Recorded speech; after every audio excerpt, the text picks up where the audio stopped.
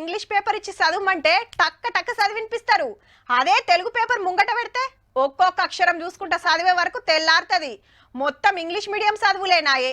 ఈ స్కూల్లో ఇంగ్లీష్లోనే మాట్లాడాలి, చదువుడు రాసుడు ఇంగ్లీష్లోనే. ఏదో పేరుకు ఉండాలి కాబట్టి తెలుగు సబ్జెక్ట్ చదివిస్తున్నారు. అల్కగా చదివి రాయాల్సిన అమ్మ భాషలా పాస్ మార్కులు తెచ్చుకునే కష్టం ఉన్నది. సరే ఇక అసలు వార్త ఏందో చూడుర్రిగా. మహారాష్ట్ర కూడా మాతృభాషకే జై కొట్టింది. గవర్నమెంట్ జాబ్లకు అన్ని పరీక్షలు మరాఠాలనే పెడతామని అసెంబ్లీలా సాటింపేసిండు సీఎం ఫడ్నవీస్ సారు. ఇప్పటిదాకా ఇంగ్లీషులు ఉండే రాని భాషతోటి తిప్పలైతాంది. చాలా మందికి కొలువులు వస్తలేవని ప్రతిపక్షాలు లొల్లి చేస్తే సర్కారోళ్ళకు కూడా సై అనిపించిందట. ఇక ఏ పోస్టుకైనా ఇంగ్లీషు మరాఠా రెండు భాషల్లో క్వశ్చన్ పేపర్లు ఉంటాయి.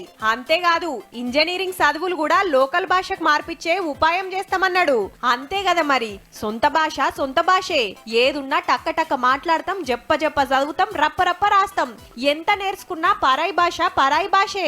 జాబులు కొట్టే కాడ ఏరే భాషలు రాయమంటే ఎవ్వరికైనా తిప్పలేనాయే. మన తన సుత ఇంగ్లీషు తెలుగు రెండిట్లా క్వశ్చన్ పేపర్లు ఉంటది. తమిళనాడులగిన గిదే నడుస్తాంది.